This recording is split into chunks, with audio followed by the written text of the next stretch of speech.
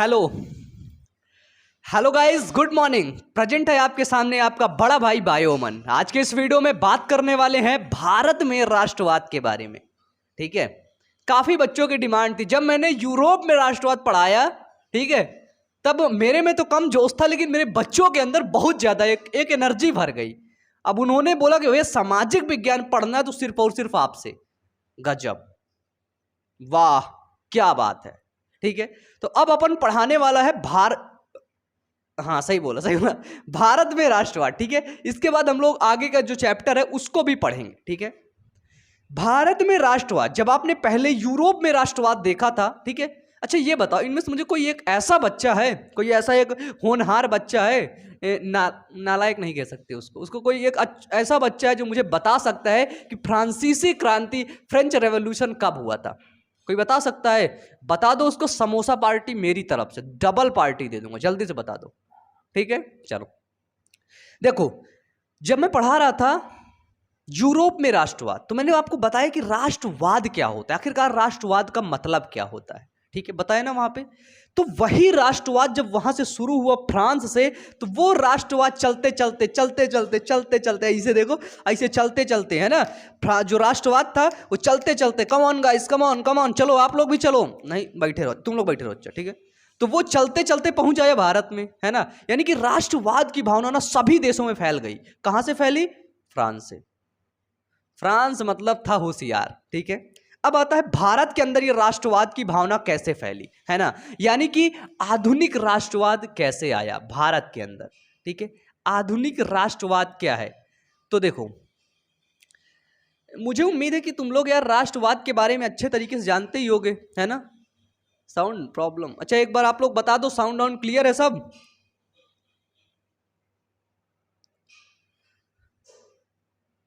Sound clear है या is it clear?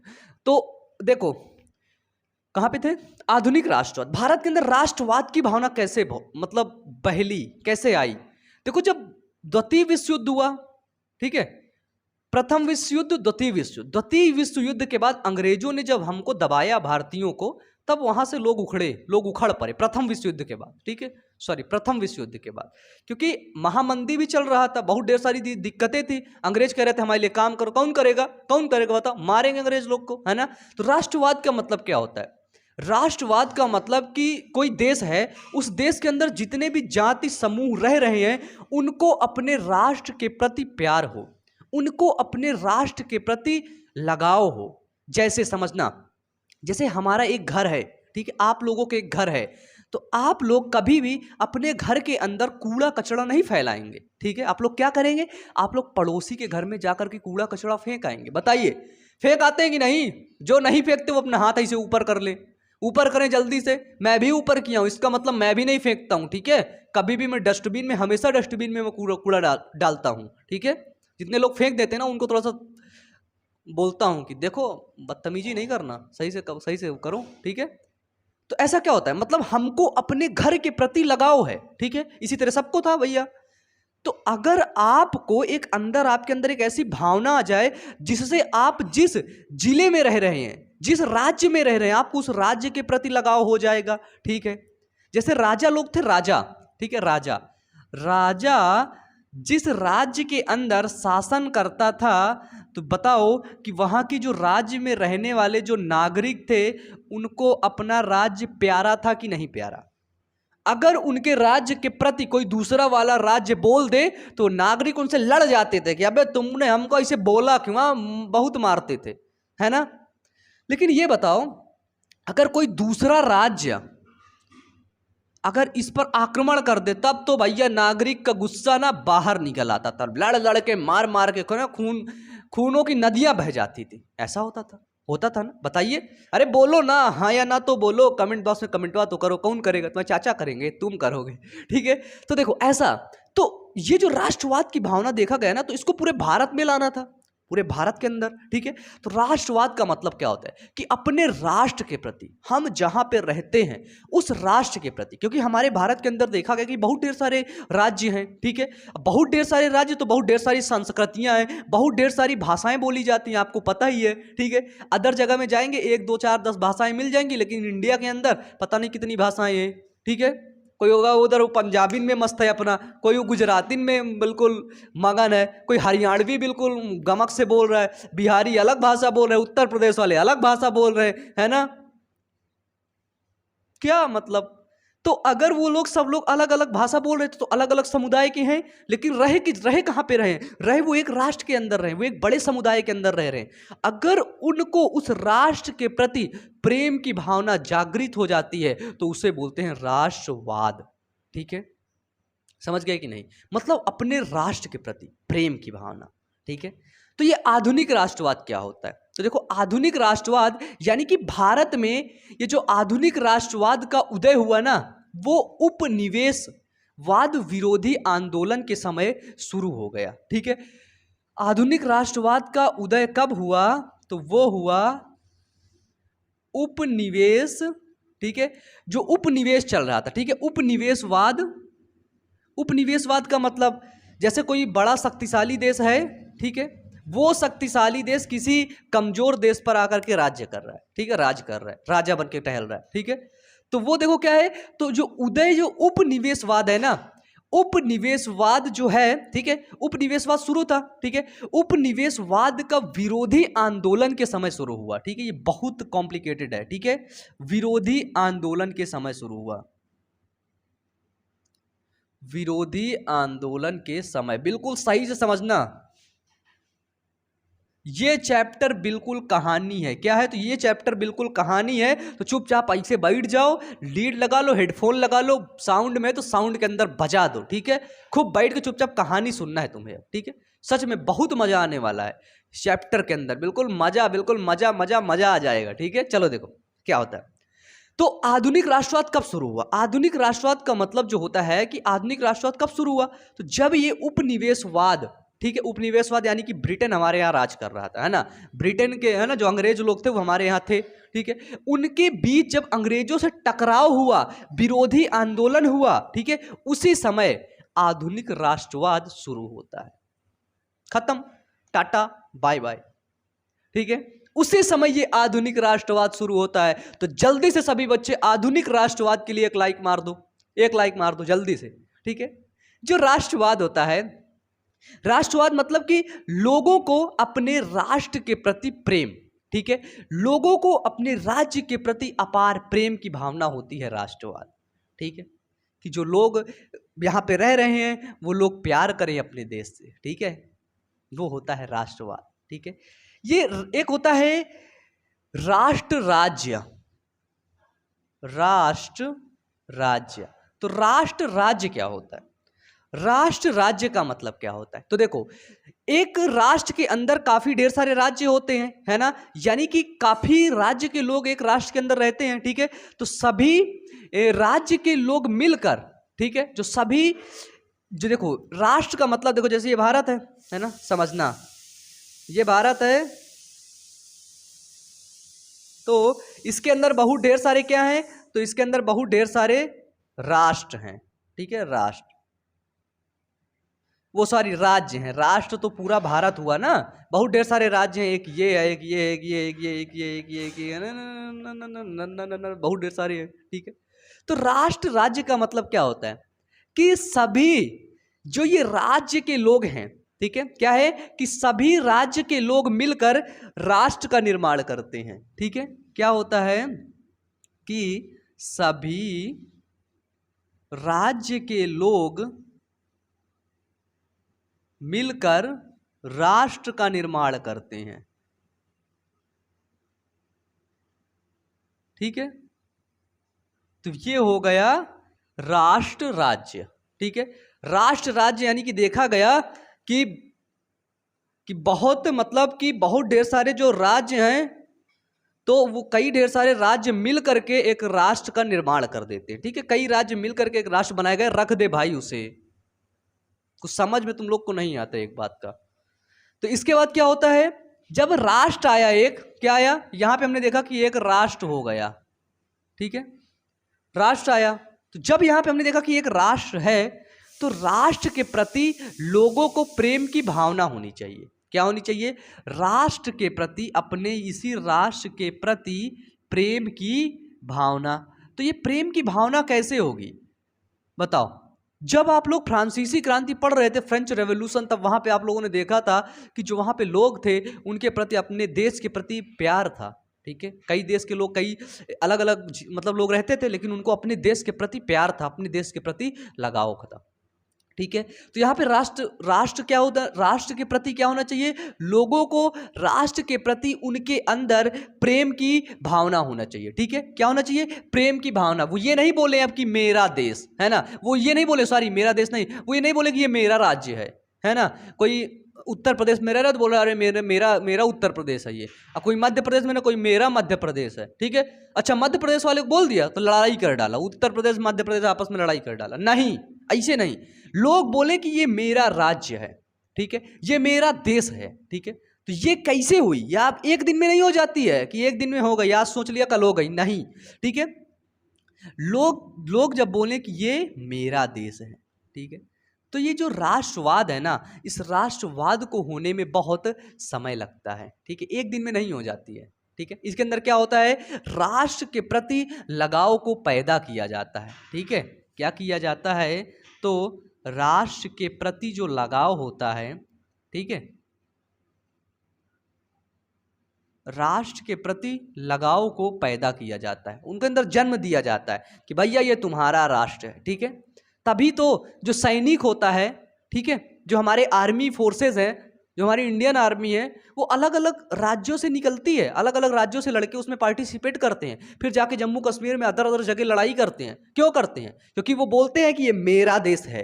क्या है, ये मेरा देश है, और इस देश की तरफ कोई नजरें उठा करके देख लेगा ना, तो उसकी नजरें निकाल लेंगे, उसकी नजरें खत्म कर देंगे, ठीक है। ये हुआ, ये कैसे हुआ, राष्ट्र के प्रति लोगों के अंदर लगाव पैदा हो गए, लोगों के अंदर अपनापन पैदा हो गया। ये कैसे हुआ, तो इसके लिए कुछ नारे बनाए गए, ठीक है, कुछ नए प्रतीक बनाए गए, ठीक है, कुछ नए प्रतीक बनाए गए। इसके बाद कुछ चिन्हों को बनाया गया, ठीक है, उस चिन्ह को देख करके, ठीक है, तिरंगा बनाया गया, ठीक है। इसके बाद कुछ नारे बनाए गए, वंदे मातरम, इनकलाब जिंदाबाद, ठीक है, ऐसे करके नारे बनाए गए। आदि चीजें क्या करती थी, ये चीजें किसी राज्य को, पर्टिकुलर राज्य को इंडिकेट नहीं करती थी कि ये जो नारा है तुम्हारे उत्तर प्रदेश का, यही बस बोले, नहीं, वो जो नारा, प्रतीक, चिन्ह, तिरंगा, ये सारी चीजें थी ना, ये पूरे राष्ट्र को इंडिकेट करती थी। किसको करती थी, तो ये राज्य को नहीं इंडिकेट करती थी, ये पूरे राष्ट्र को इंडिकेट करती थी, ये पूरे भारत को इंडिकेट करती थी, ठीक है। ये चीजें हमने कहां सीखा, ये चीजें हमने सीखा फ्रेंच रेवोल्यूशन से। फ्रेंच रेवोल्यूशन में ऐसे ही तो हुआ, ठीक है। तो जो राष्ट्रवाद होता है ना, देखो अभी समझ रहे, अभी हम लोग इस चैप्टर को समझ रहे, चैप्टर क्या है, अभी कहानी तो मेन बाकी है ना, कहानी शुरू करने वाले हैं, ठीक है। तो देखो, ये जो राष्ट्र के प्रति लगाव पैदा किया, ठीक है, ये पैदा कैसे हुआ। अब मैं आपसे सवाल पूछता हूं, राष्ट्र के प्रति लगाव पैदा कैसे हुआ, ठीक है। हमें पता है भारत देश है, इसके अंदर अंग्रेज क्या कर रहे हैं, अंग्रेज क्या कर रहे हैं, तो अंग्रेज इसके अंदर शासन कर रहे हैं, ठीक है। इसको ब्रिटेन भारत बोला जाता था, है ना, ब्रिटिश भारत, ठीक है। तो अंग्रेज शासन कर रहे हैं, सबको मार रहे हैं, सबको पीट रहे हैं। उन्हीं के देश में, हमारे देश में, जैसे समझो कि हमारा घर है ना, मेरे स्टूडियो में कोई और टीचर आके मुझे ही मारे, मुझे ही पीटे, अब बोले मैं ही यहाँ पे पढ़ाऊंगा, है ना। इसी तरह आपके घर में आपका घर कब्जा कर लें, है ना, ऐसे न हो रहा था। घर को समझो देश है ये, है ना। तो यहाँ पे क्या हुआ, सबको मार पीट रहे थे। तो यहाँ पे कैसे हुआ, क्योंकि अंग्रेज बहुत ज्यादा शोषण कर रहे थे, ठीक है। कैसे हुआ ये, तो अंग्रेज शोषण कर रहे थे, ठीक है, अंग्रेज शोषण कर रहे थे। जो राष्ट्र में लोग रह रहे हैं उनका अंग्रेज शोषण कर रहे थे। अब जब भैया ये अंग्रेज इनका शोषण करेंगे तो अब ये लोग गुस्सा हो जाएंगे, ठीक है। अब सब लोगों में आक्रोशता बढ़ेगी, ठीक है। ये एक दिन में नहीं हुआ, ये जो 5 मिनट के अंदर मैं सारी चीजें बता रहा हूं, तुम लोग को लगे 5 मिनट के अंदर होगा, तो 5 मिनट के अंदर नहीं हुआ, ये चीज याद रखना, ठीक है। तो जब इन लोगों के अंदर अंग्रेज जब इनका शोषण कर रहे थे तो यहीं से अपनी एकता भारतीयों ने, है ना, देखा कि भैया हम भारतीय हैं, ठीक है, हम सभी लोग एक एक समूह के हैं, तो हम सभी लोग इनसे मिल करके लड़ाई करते हैं, ठीक है, इस शोषण से बचते हैं, है ना। यानी कि क्या देखा, यानी कि इनको इनके अंदर देखा कि इनके अंदर सामूहिक भावनाएं आने लगी, ठीक है, क्या होने लगा, सामूहिक भावनाएं आने लगी। जब इनके अंदर सामूहिक भावनाएं आने लगी, यानी कि ये लोग अब अंग्रेजों के प्रति लड़ाई शुरू करना शुरू कर देते हैं कि भैया हम सब लोग एक हैं, सब लोग जितने लोग रह रहे हैं ना भारत के अंदर, सब लोग एक हैं, अब तुमको हम मारेंगे। अंग्रेजों को मारने के लिए बोलने लगे, ठीक। अगर मारने के लिए उनको ना बोलते तब भारत आज़ाद होता क्या, तब ये राष्ट्रवाद आता क्या, नहीं। अब देखो क्या होता है अब यही जब सामूहिक भावनाएं आने लगती हैं, ये देखो सामूहिक भावनाएं जब लोगों के अंदर आने लगी, भैया हम एक समूह में हैं, ठीक है, कायदे से रहो, तुम भी काम करो हम भी काम करें, ठीक है। जब अंग्रेज यार शोषण कर रहे थे, बहुत ज़्यादा किए, थोड़ा सा नहीं किए, ठीक है, जब ये सब धीरे धीरे इनका शोषण बढ़ रहा था, ठीक है, तभी एंट्री होती है ग्रैंड हीरो की, एक सुपरमैन की, ठीक है, जिनको हम लोग बोलते हैं महात्मा गांधी। तभी आते हैं हमारे महात्मा गांधी, ठीक है, कहानी है, समझना कहानी के तौर पर, पूरा समझ जाओगे। महात्मा गांधी आते हैं, इसके बाद उसी समय आता है कांग्रेस, है ना, कांग्रेस की स्थापना होती है, ठीक है, महात्मा गांधी जी आते हैं, कांग्रेस आते हैं, ठीक है। कांग्रेस ने क्या किया, इन्होंने, महात्मा गांधी कांग्रेस के साथ मिलकर के क्या करते हैं, इन्होंने आंदोलन किया पूरे देश के अंदर, ठीक है, अभी हम लोग चैप्टर को देख रहे हैं, आंदोलन किया। जब इन्होंने आंदोलन किया तो सभी लोग जब ये महात्मा गांधी आंदोलन कर रहे थे तो सभी लोग इनके साथ हो गए, ठीक है, सभी लोग इनके आंदोलन में बढ़ चढ़ के भाग लेने लगे धीरे धीरे। पहले नहीं लेते थे, पहले सोचते थे अबे ये आया है चाचा, है ना, बुढ़ऊ चाचा, अरे बुढ़ऊ चाचा कहूँ हमका अंग्रेजों से मार ना खलवाए, है ना। तो महात्मा गांधी ने आंदोलन किया तो पहले लोग नहीं भाग लेते थे, अबे चचवा का भरोसा नहीं है, ये चाचा अगर वो हो गए तो अंग्रेज खिलाफ हो गए तो हमका और मारेंगे, बांध के मारेंगे, ठीक है। गांधी जी ने बोला अरे नहीं बेटा नहीं मार खाओगे, तो गांधी जी ने मतलब फिर बहुत देर सारा उन लोगों को विश्वास दिलाया, है ना। तब तक क्या था, तब तक जो भारत था, हमारा जो भारत देश है वो ब्रिटेन का उपनिवेश था, ठीक है। भारत क्या था, तो भारत ब्रिटेन का उपनिवेश था, ये पॉइंट लिख लेना। क्यों, क्योंकि ब्रिटेन मजबूत देश था, है ना, शक्तिशाली था, ताकतवर था, और भारत कमजोर देश था। तो ब्रिटेन जब मजबूत देश या कोई शक्तिशाली देश जब कोई कम शक्तिशाली देश के ऊपर आकर के कब्जा करता है, उसको मार झोड़ता है, तब उसको बोलते हैं क्या, कि वो उस पर उपनिवेश कर रहा है, कि उसे बोलते हैं उपनिवेशवाद, ठीक है। तो यहां पर कुछ ऐसा सीन होता है, तो महात्मा गांधी कांग्रेस मिल करके खूब खूब खूब लोगों को मिला करके आंदोलन करते हैं, ठीक है। तो अब एंट्री होती है गांधी जी की, हमारे मोस्ट सुपरस्टार, ठीक है, गांधी जी। अब ये गांधी जी का कहना क्या होता है, गांधी जी की बात शुरू होती है, तो यार इसको आप लोग लिखोगे, मिटा देते हैं हम इसको, ठीक है, मिटाएं, तो इसको आप लोग स्क्रीनशॉट ले लो, फिर हम इसे मिटाते हैं, तो तुम लोग साथ ही मिटा दें, है ना। यहां से शुरू करते हैं, बिल्कुल मजे से पढ़ेंगे ये चीजें यार, पता है ये कहानी है, और इस कहानी को ना कहानी की तरह ही पढ़ना है, और मैं ये नहीं चाहता ये बोरिंग क्लास हो जाए। कुछ देखो, कुछ लोगों को देखो पढ़ाने का तरीका कुछ अलग है और मेरा तरीका अलग है, और मैं आप लोगों से हाथ जोड़कर विनम्र निवेदन करता हूं कि कमेंट बॉक्स में अश्लील बातें ना लिखा करें, ठीक है, क्योंकि वीडियोस मेरे घर परिवार के लोग भी देखते हैं, मेरे फैमिली मेम्बर्स भी देखते हैं, है ना, और बहुत दूर दूर के लोग भी देखते हैं, तो वहाँ पे अश्लील बातें क्या होती है, बच्चे पूछते हैं आपकी शादी हो गई है है ना, आपकी शादी करवा दे, ये हो जाए, मुझे बहुत कमेंट पढ़ता हूँ, तो यार तुम लोग बच्चों वाली हरकतें तुम्हारी नहीं जाती है, ठीक है। चलो सब शुरू करते हैं फिर से, है ना। अब क्या होता है, बात होती है जब यही गांधी जी इधर आ रहे थे, टहल वहल रहे थे ना, तब आता है प्रथम विश्व युद्ध। वाव, ठीक है, प्रथम विश्व युद्ध। तो प्रथम विश्व युद्ध दो राष्ट्रों के बीच हुआ था, है ना। प्रथम विश्व युद्ध कब हुआ, तो 1914 में हुआ, 1919 तक चला, 1914 से 1919। प्रथम विश्व युद्ध जो फर्स्ट वर्ल्ड वार हुआ वो 1914 से 1918 तक गया था, 19 तक नहीं बाबू, 1918, ठीक है, फर्स्ट वर्ल्ड वार। 1914 से 1918 तक जब ये चला तो ब्रिटेन क्या किया, ठीक है, ब्रिटेन भी लड़ रहा था, ठीक है, तो ब्रिटेन भारत पर उस समय राज्य कर रहा था, ठीक है, उस समय तो भाई भारत पर राज्य किसका था, हम अगर देखें तो भारत पर राज्य किसका था, तो भारत पर राज्य था ब्रिटेन का, ठीक है। अब समझना, ब्रिटेन, तो ब्रिटेन शामिल है विश्व युद्ध के अंदर, किसके अंदर, तो ब्रिटेन शामिल है हमारा विश्व युद्ध के अंदर, तो वो लड़ाइयाँ कर रहा है, ठीक है। जब ब्रिटेन खूब ढेर सारी लड़ाइयाँ करता जा रहा है, लगे हाथ खूब मार कुटाई खूब कर रहा है ब्रिटेन, ठीक है, लड़ाइयाँ करेगा, तो जब युद्ध होता है तो आप मुझे बताइए उस समय पैसों की हानि होती है ना, उस समय संसाधनों की हानि होती है ना, उस समय सैनिकों की हानि होती है ना। जब ब्रिटेन लड़ाई कर रहा था, तो जब वो युद्ध कर रहा था तो उसका खर्चा होता है ना, उसको उसको बहुत ढेर सारा खर्चा हुआ, ठीक है, फिर उसको घाटा लगने लगा। घाटा मतलब जाहिर सी बात है, लड़ाई होगी तो आपको पैसे लगेंगे, ठीक है, संसाधन लगेंगे, खाने की कमी होगी, सारी चीज़ें होंगी, क्योंकि आप लड़ाई पर फोकस कर रहे हैं। तो जब युद्ध कर रहा था ब्रिटेन, तो ब्रिटेन को बहुत ज़्यादा खर्चा आता है, बहुत ज़्यादा उसको घाटा लगता है। तो ब्रिटेन क्या करता है कि युद्ध के नाम पर अलग अलग देशों से वो कर्जा लेकर के रख लेता है, ठीक है।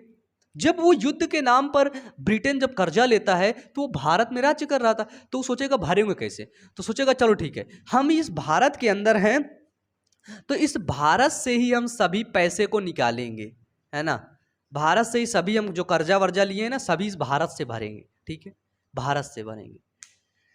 तो भारत से भरने के लिए उसने क्या किया, ब्रिटेन का जो अंग्रेज लोग थे वो भारत से जब बोले भैया कर्जा वर्जा तो हो ही गया, अब कैसे भरेंगे, शुरुआत देखो कहाँ से होती, बहुत इंटरेस्टिंग स्टोरी है, ठीक है, कर्जा तो हो ही गया, तो भारत की जो सीमा शुल्क है उसको बढ़ा दिया सबसे पहले, ये लो सीमा शुल्क बढ़ा दिया। जो सीमा शुल्क में पहले 1 रुपया लगता था, अब बता दिया 2 रुपये लगेगा, तभी तुम्हारा सामान आएगा जाएगा, और नहीं दोगे तो नहीं आएगा जाएगा, ठीक है, सीमा शुल्क बढ़ा दिया, ठीक है। आयकर शुरू कर दिया, आयकर शुल्क लगा दिया।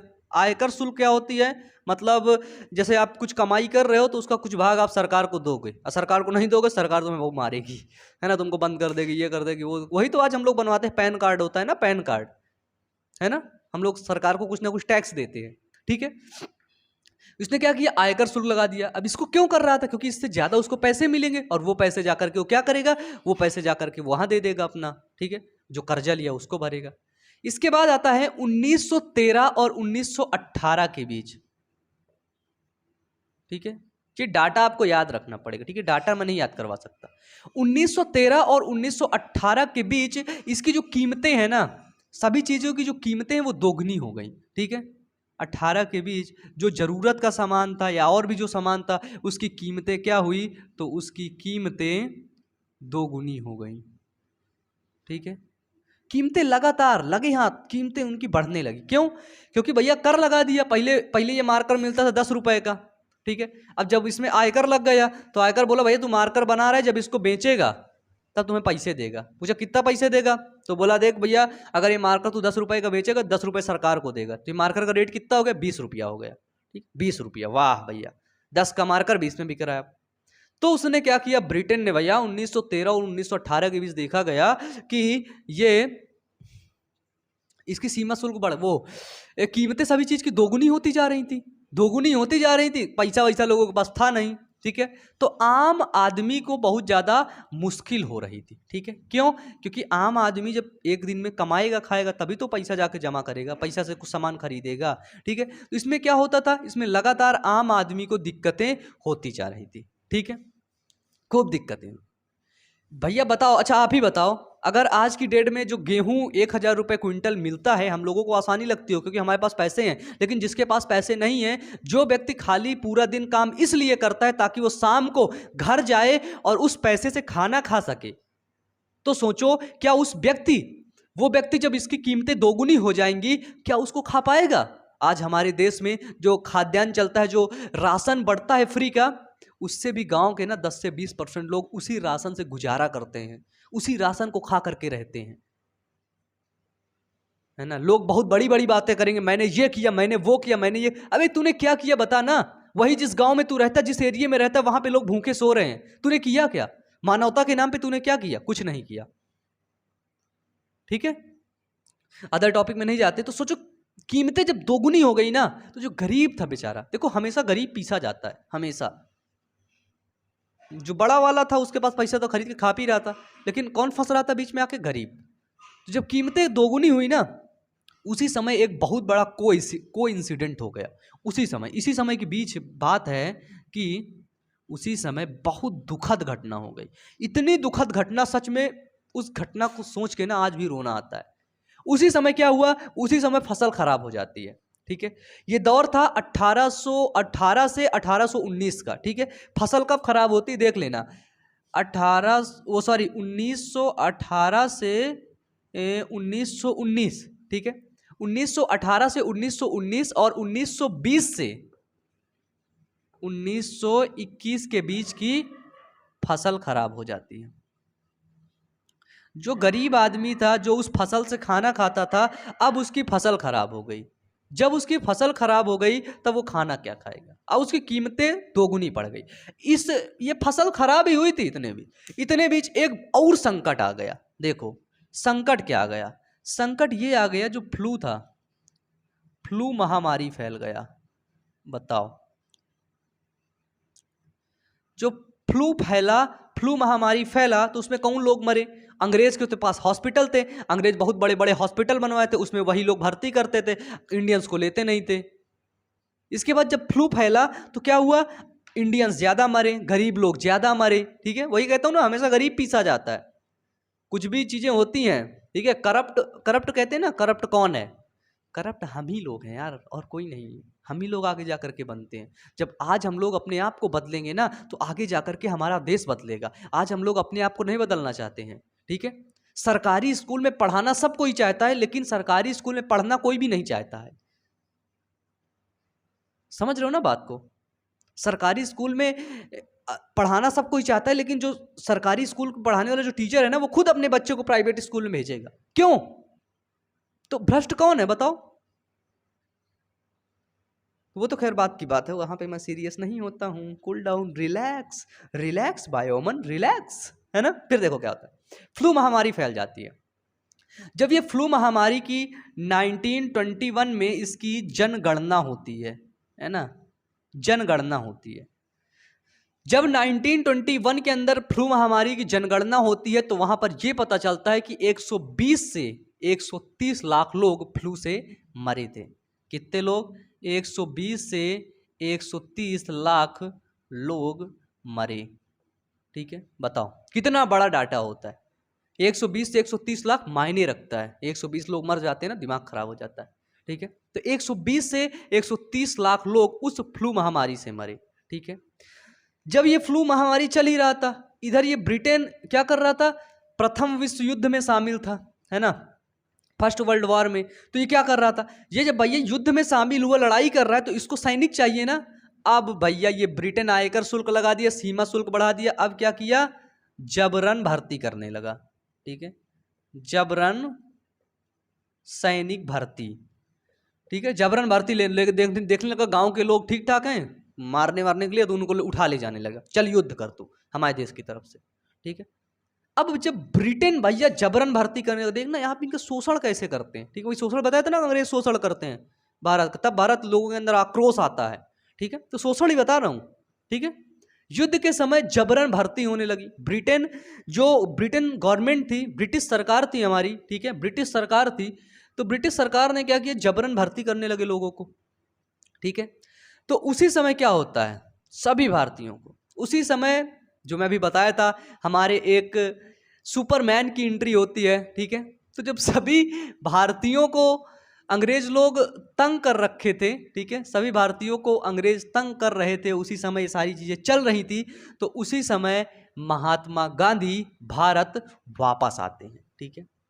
बहुत बड़ी बात है, सोचो हमारे लिए, मतलब भगवान वापिस आ गए। उस समय के लोगों के लिए ना भगवान वापिस आ गए, ठीक है। भारत में महात्मा गांधी आते हैं। उसी समय की बात है, जब लड़ाई चल रही थी ना, उसी समय महात्मा गांधी की ग्रैंड एंट्री होती है। जैसे केजीएफ में रॉकी की एंट्री होती है ना, उसी तरह महात्मा गांधी की ग्रैंड एंट्री होती है भारत के अंदर। अब ये महात्मा गांधी गए कहाँ थे? ये बड़ा पॉइंट आ जाता है। तो महात्मा गांधी गए थे दक्षिण अफ्रीका, ठीक है, कहाँ गए थे? अफ्रीका, ठीक है। अब वो दक्षिण अफ्रीका किस लिए गए थे? हाँ, घूमने गए थे का कि समर वेकेशन मनाने गए थे, छुट्टियां मनाने गए थे? वो नहीं, ऐसा कुछ नहीं था। किस लिए गए थे? दक्षिण अफ्रीका के अंदर काले और गोरे होने का ना बहुत ज़्यादा वो चल रहा था, दिक्कतें थी कि भैया काले लोगों गोरे लोग के बीच बहुत ज़्यादा मतलब दूर दराज रहते थे वो लोग, ठीक है। इसलिए गांधी जी पहुँच गए। गांधी जी पढ़े थे भैया, किए थे वकालत, है ना, उनको बहुत ज़्यादा नॉलेज थी कानून के बारे में, ठीक है, उन्होंने कोर्स भी कर रखा था।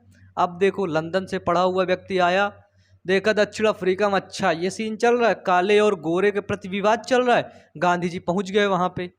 पहुंचते हैं वहां पे, देखते हैं कि ट्रेन की गांधी जी को पहले दर्जे की टिकट दे देता है, ए क्लास की, है ना। जब वो ए क्लास वाले डिब्बे में जाके बैठते हैं तो क्या होता है, ए क्लास के डिब्बे में बैठते हैं तो वहाँ पे अंग्रेज उनको धक्का मार के उतार देता है ना। गांधी जी को इसे धकेल देता है। गांधी जी जाते पटरिया के बीच में गिर जाते हैं, उनका हाथ वहाँ टूट जाता है ना, मतलब टूट मतलब लग जाता है। अब गांधी जी बैठे सोच रहे थे कि यार बताओ, ए क्लास में घुसने नहीं दिया। बोला अच्छा।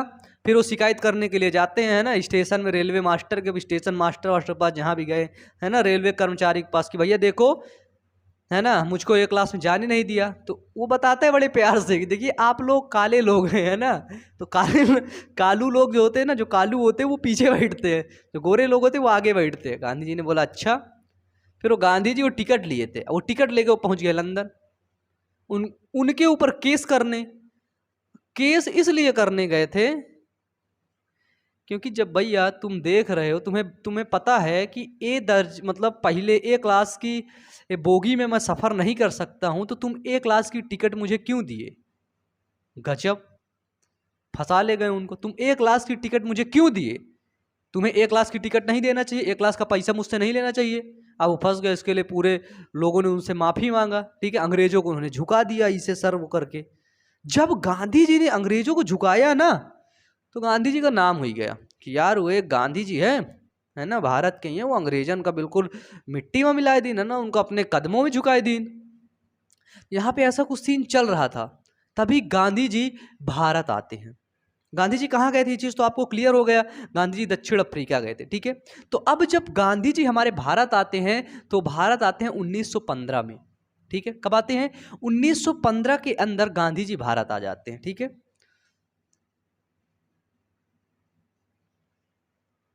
क्लियर?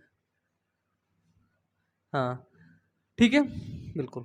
तो 1915 के अंदर क्या होता है, तो 1915 के अंदर गांधी जी भारत आ जाते हैं, ठीक है। जब गांधी जी भारत आते हैं तो सबसे पहले गांधी जी के गुरु हुआ करते हैं भारत के अंदर, ठीक है, गोपाल कृष्ण गोखले, ठीक है। कौन से? गोपाल कृष्ण गोखले, ठीक है। तो ये गांधी जी के राजनैतिक गुरु थे, है ना, राजनैतिक गुरु, ठीक है, गांधी जी के। याद रख लेना आप लोग इतना। गोपाल कृष्ण गोखले राजनैतिक गुरु थे, ठीक है। गांधी जी आए तो गांधी जी दक्षिण अफ्रीका में भी जो आंदोलन किए थे वो अहिंसा के बल पर उन्होंने आंदोलन किया था ना, उन्होंने हिंसा नहीं किया था, ठीक है, उन्होंने वायलेंस नहीं किया, उन्होंने अहिंसा के दम पर उन्होंने आंदोलन किया, ठीक है। तो गांधी जब भारत आते हैं तो 1915 के अंदर तो बहुत ज्यादा क्रेज था अंग्रेजों का, ब्रिटिश सरकार का। तो उस समय गांधी जी को पता था भैया वायलेंस अगर करेंगे, अगर हिंसा करेंगे तो मार खाएंगे, है ना, हिंसा से नहीं जीता जा सकता। गांधी जी का वो पहला मतलब एक वो था, फंडा था, उनका कहना यही था कि जो भी करो अहिंसा परमो धर्म, ठीक है, बिना हिंसा के, बिना लड़ाई के, बिना झगड़े के हम बात को अपनी मनवा लेंगे, ठीक है। तभी उनका नाम गांधी था, ठीक है। तो क्या होता है, राजनीतिक गुरु से मिलते हैं गोपाल कृष्ण गोखले से, तो राजनीतिक गुरु उन्हें बताते हैं कि देखो गांधी जी, है ना, अब तुम भारत की यात्रा करो, है ना, भारत की यात्रा करो, भारत के अलग अलग राज्य में जाओ, ठीक है, उन राज्य के लोगों के दुखों को समझो, आखिरकार देखो कि लोगों के अंदर दुख क्या है, लोगों को किस चीज की दिक्कत आ रही है, ठीक है, भारत की यात्रा करो। तो गांधी जी जब 1915 में आते हैं तो गांधी जी 2 साल भारत की यात्रा करते हैं। कितने साल? 2 साल, ठीक है, बिल्कुल। छुप छुप के यहाँ वहाँ घूमते टहलते सारी चीज़ों को समझते हैं। और गांधी जी जो भारत की यात्रा करते हैं वो 2 साल भारत की यात्रा करते हैं, यानी कि 1915 है तो 1915 से 1917 तक गांधी जी यात्रा करते हैं। 1915 से 1917 तक क्या करते हैं, तो गांधी जी भारत की यात्रा करते हैं। ठीक है, भारत घूमो, क्योंकि उनके राजनीतिक गुरु ने कहा कि भैया तुम भारत घूमो, जब भारत घूमोगे तो भारत की जो रियलिटी है वो तुम्हें पता चलेगी, जो भारत में वास्तव में दिक्कत हो रही है वो तुम्हें पता चलेगी। ठीक है, और अगर तुम घूमोगे नहीं तो तुम्हें वो चीज़ें पता नहीं चलेंगी, और जब तक वो चीज़ें तुम्हें पता नहीं चलेंगी तब तक तुम आगे कुछ कर नहीं पाओगे। ठीक है, यहाँ तक क्लियर है? यहाँ तक क्लियर है? चलो आगे देखते हैं। अब जब गांधी जी यहाँ से भारत घूमते तो गांधी जी का एक बहुत प्यारा सा कथन है, सत्याग्रह, है ना। उन्होंने सत्याग्रह आंदोलन करते थे। सत्याग्रह का मतलब क्या होता है? सत्याग्रह 2 वर्डों से मिलता है, सत्य आग्रह, है ना। यानी कि जो सत्य का आग्रह होता है ना, सत्य प्लस आग्रह, आग्रह आवाहन, है ना, सत्य का आह्वान, मतलब सत्य के बल पर हम जीत सकते हैं। गांधी जी का ये मतलब था। सत्याग्रह का मतलब यही था कि हम सत्य के दम पर, सच्चाई के रास्ते पे चलकर हम किसी भी बड़े से बड़े, है ना, बड़े से बड़े खलीफा को हम जीत सकते हैं। कैसे? सत्याग्रह के जरिए। ठीक है, सत्याग्रह का मतलब क्या था कि सत्य की विजय होती है हमेशा। गांधी जी का यही मानना था कि सत्य की हमेशा ही विजय होती है। ठीक है, और ये बात सच भी है। ठीक है, अगर हिंसा के उसमें किए होते तो ये लोग नहीं जीत पाते, क्योंकि वही एक गांधी जिसने भारत को आज़ादी दिलाई, उन गांधी जी के पास उनके खुद की सुरक्षा के लिए कुछ नहीं हुआ करता था। अगर वो हिंसा करते तो मारे जाते। ठीक है, उनकी सोच बहुत सही थी कि सत्य के दम पर उनको हम झुका देंगे। ठीक है, वैसे भी वो हिंसा के बिना ही आंदोलन किया करते थे। ठीक है, तो सत्याग्रह का मतलब यही होता है कि सत्य के विचारों में, ठीक है, सत्य के विचारों में सत्य की शक्ति का आग्रह। ठीक है, जब आपके विचार सत्य रहेंगे तो वहां पे आपके पास एक अलग सी शक्ति आएगी और आप हमेशा सत्य की खोज पर रहेंगे। ठीक है, हमेशा सत्य की खोज करो। ठीक है, सत्य पे चलो, सच्चाई पे चलो, सच्चाई के जो डगर है उस पे चलो। ठीक, हमेशा सच्चाई के रास्ते पर चलो। ठीक है, वही मतलब होता है सत्याग्रह। ठीक है, सत्याग्रह आंदोलन मतलब जो भी आंदोलन हम करेंगे वो बिल्कुल सच्चाई के दम पर करेंगे, बिल्कुल रियलिटी के दम पर करेंगे, हम कोई गलत आंदोलन नहीं करेंगे। ठीक है, भारत के लोग क्या थे? भारत के लोग कानून पढ़े नहीं थे। जैसे आज के ज़माने में लोग पुलिस जाने में डर उठते हैं, है ना, कि थाना पुलिस हो गया, मुकदमा हो गया, ये क्या हो गया, हमें नहीं लड़ना, ये नहीं करना। अरे प्रोसेस होता है, लंबा प्रोसेस होता है। ठीक है, जो पढ़ा लिखा होता है वही सब चीज़ें करता है। ठीक है, तो गांधी जी का मानना था केवल अहिंसा के सहारे सफलता। गांधी जी का ये मानना था कि केवल अहिंसा के सहारे ही हमको सफलता चाहिए। ठीक है, हमें कोई हिंसा नहीं करनी है और हमें सफल भी होना है। ठीक है, गांधी जी क्या बोलते थे कि अहिंसा के सहारे सफलता। ठीक है, तो गांधी जी का कोई भी मानना नहीं था, उनको मानना था कि अहिंसा, हमको हिंसा नहीं करनी है, उसी के सहारे हम विजय प्राप्त करेंगे। ठीक है, उसी के सहारे हम विजय प्राप्त करेंगे, उसी के सहारे हम सफल होंगे। ठीक है, उनका यह मानना था कि हिंसा के बजाय यदि आप हिंसा करते हैं, ठीक है, यदि आप हिंसा नहीं करते हैं, हिंसा के बजाय सच्चाई को देखने और सहज भाव से उस चीज़ को स्वीकार करने के लिए प्रेरित किया जाना चाहिए। ठीक है, जैसे कोई लोग आप पर एक तमाचा मार रहा है तो बिल्कुल सहज भाव से उसको दूसरा गाल ऐसे आगे कर देना चाहिए। ठीक है, ताकि वो खुद ही, मतलब अंदर से खुद ही वो हो जाएगा, है ना, अंदर से वो टूट जाएगा, फिर वो खुद ही आपसे क्षमा मांग लेगा कि भाई माफ कर दे मुझे। ठीक है, तो गांधी जी ये बोलते हिंसा नहीं करना कि एक तमाचा तुम्हें मार दिया, तुम उठा दिया लाठी, बोले तेरा साले अब सर फोड़ देंगे, हमको तमाचा मार दिया, अब हमार बिल्कुल ईगो हर्ट हो गया, अब हम तो का मारब, अब हम तो सर फोड़ दे, अब हम तो कहिया कर दे। ऐसे नहीं करना। ठीक है, कहते हैं कि हिंसा के बजाय सच्चाई और सहज भाव से जब आप किसी के सामने पेश आते हो ना, तो व्यक्ति आपसे बहुत ज़्यादा इंस्पायर हो जाता है, वो व्यक्ति आपसे बहुत ज़्यादा प्रेरित हो जाता है। ठीक है, तो अब गांधी जी क्या करते हैं? अब गांधी जी अपने इसी सत्याग्रह का प्रयोग करने का समय आ गया था और अब गांधी जी इसी सत्याग्रह का प्रयोग करते हैं। गांधी जी सत्याग्रह का प्रयोग कहां पे करते हैं? तो वो करते हैं, पहला सत्याग्रह आंदोलन गांधी जी का हुआ था। ये चीज याद रखना, अक्सर पूछा जाता है कि भारत के अंदर पहला सत्याग्रह आंदोलन गांधी जी का कहां हुआ था? तो वो हुआ था चंपारण में। कहां हुआ था? हुआ था चंपारण, बिहार में। ठीक है, गांधी जी का आंदोलन हुआ चंपारण बिहार में। और ये किस डेट को हुआ? तो ये हुआ 1917 को। ठीक है, 1917, 2 साल बाद गांधी जी जब पूरे भारत को देखें तो गांधी जी गए थे लखनऊ के अंदर। ठीक है, गांधी जी जब गए थे लखनऊ के अंदर, ठीक है, तो वहां पर बिहार के एक व्यक्ति हैं जिनका नाम है राजकुमार शुक्ल। ठीक है, राजकुमार शुक्ल 1916 के अंदर, मतलब थोड़ा सा अच्छे माने हुए व्यक्ति थे। तो वो राजकुमार शुक्ल जब देखे कि भैया बिहार के अंदर नील की खेती होती, चंपारण आंदोलन किस लिए किया गया कि वहां पर नील की खेती होती थी, और वहां पे जो नील की खेती करने वाले लोग थे ना, उनके बहुत ज्यादा उनको पर शोषण किया जाता था, है ना। उनकी जमीन नहीं दी जा रही थी, उनको पैसा नहीं दिया, उनको मारा जाता था। ठीक है, तो बिहार के चंपारण में जो राजकुमार शुक्ल हैं वो मिलते हैं लखनऊ में गांधी जी से।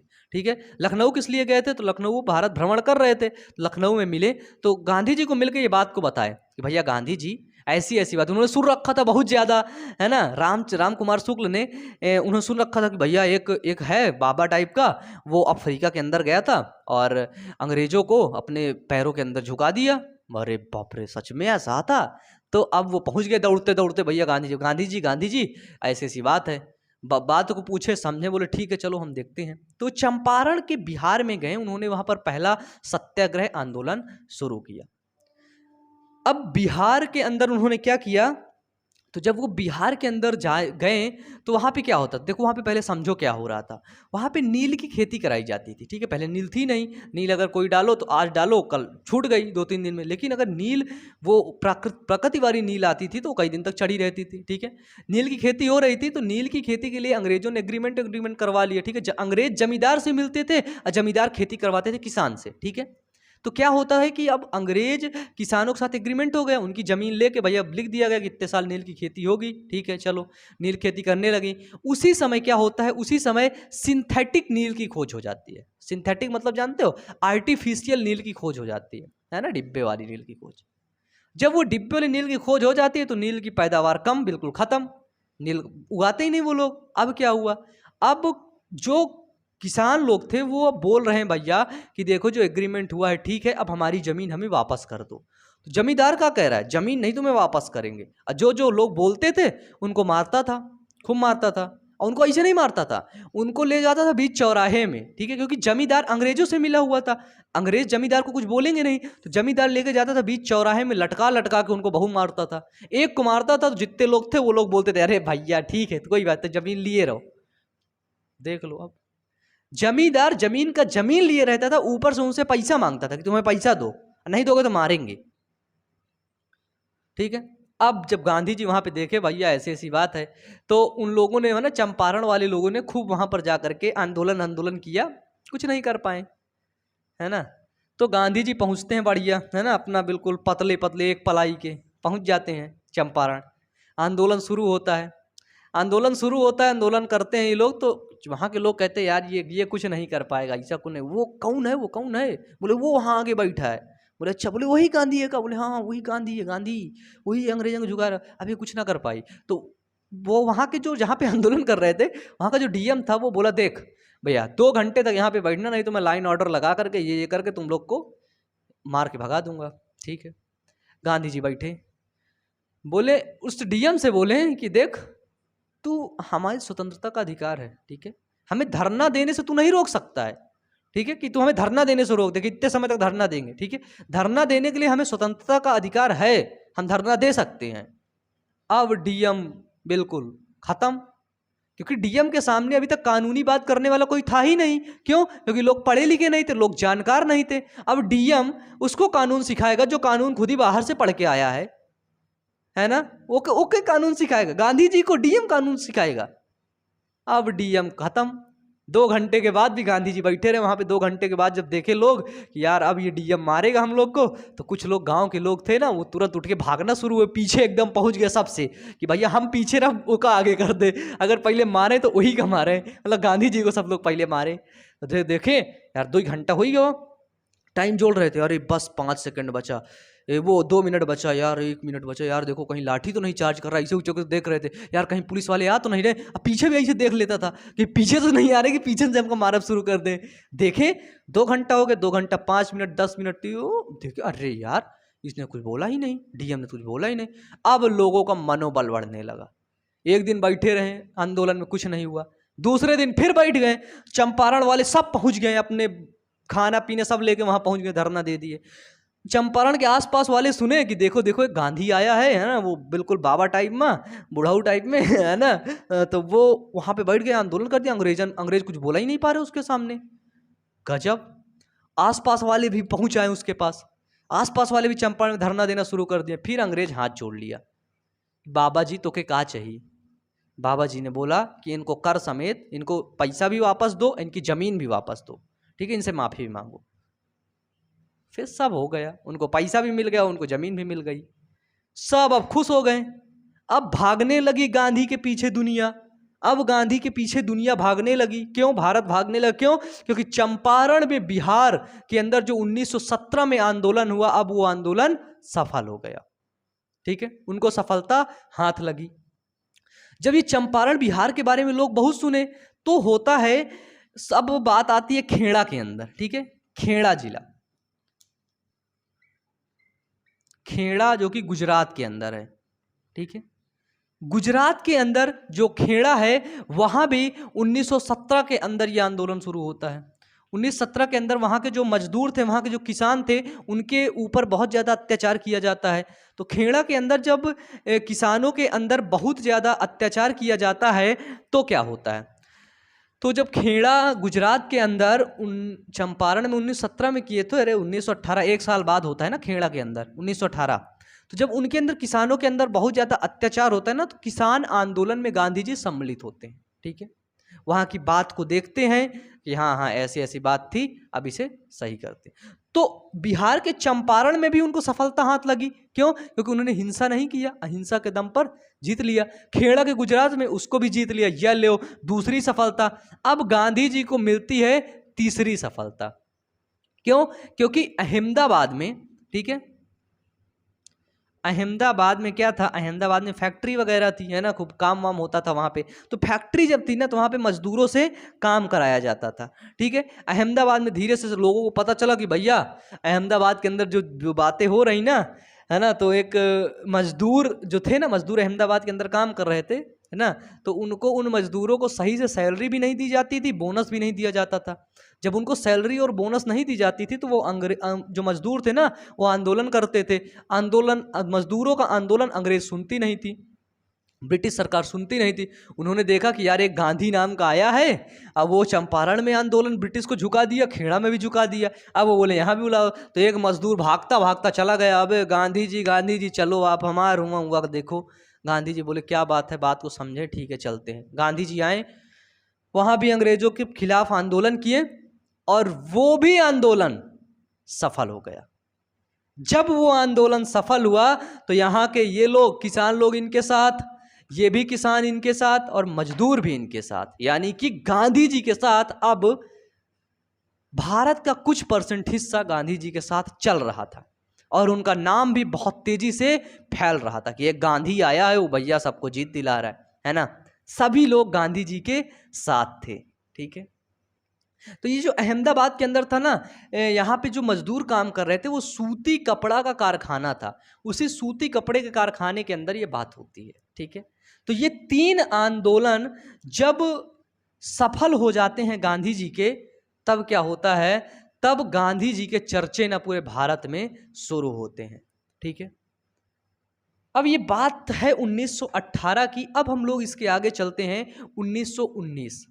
1919 के अंदर एक घटना होती है अंग्रेजों के दिमाग के अंदर कि भैया ये मतलब भड़काऊ चीज़ें, सारी चीज़ें चल रही हैं, गांधी जी भी अपना काम में लगे हैं, है ना, तो इनको रोकना पड़ेगा ना। तो 1919 के अंदर एक घटना होती है, अंग्रेजों के दिमाग में कुछ है ना खुराफात सूझता है, तो 1919 की घटना के अंदर वो रॉलेट एक्ट को ला देते हैं, जलियांवाला बाग हत्याकांड करते, खिलाफत आंदोलन वहां से शुरू होता है। ठीक है, तो यहाँ पे मैं थोड़ा सा बता दूं आपको कि रॉलेट एक्ट क्या होता है। ठीक है, रॉलेट एक्ट का मतलब ये होता है कि शक के आधार पर गिरफ्तारी कर लेना। जो भी लोग है ना उग्र हो रहे हैं, जो भी लोग अपने देश को मतलब देश राष्ट्रवाद की भावना है, जो राष्ट्रवादी हैं, अब उनको क्या करना, उनको उठा लाना, जेल में बंद कर दें, 2 साल के लिए जेल में बंद, बिना मुकदमा चलाए 2 साल तक जेल में बंद कर दें, वहां पे खूब उनकी कुटाई करना, वो था रॉलेट एक्ट। ठीक है, रॉलेट एक्ट आया, तो जब रॉलेट एक्ट आ गया तो गांधी जी ने बोला भैया हम इसका अन्यायपूर्ण विरोध करेंगे, है ना, ये जो अन्याय हो रहा है ना, जो अन्यायपूर्ण कानून बना है, अब हम इसका विरोध करेंगे, वो भी कैसे, अहिंसा से, हिंसा नहीं करेंगे, इसका विरोध करेंगे। ठीक है, तो ये होता है, ये है रॉलेट एक्ट। फिर इसके बाद रॉलेट एक्ट के बाद जलियांवाला बाग हो जाता है, इसके बाद की कहानी अब हम लोग नेक्स्ट पार्ट में देखेंगे। ठीक है, तो मुझे उम्मीद है कि ये वीडियो, ये लेक्चर आपको समझ आया होगा, और वीडियो अच्छा लगा हो तो वीडियो को लाइक कर देना, नेक्स्ट पार्ट के लिए इंतजार करना, और ढेर सारा आप लोग कमेंट बरसा देना। ठीक है, आज के लिए इतना ही, मिलते हैं नेक्स्ट वीडियो में, तब तक के लिए wish you all the best, thank you.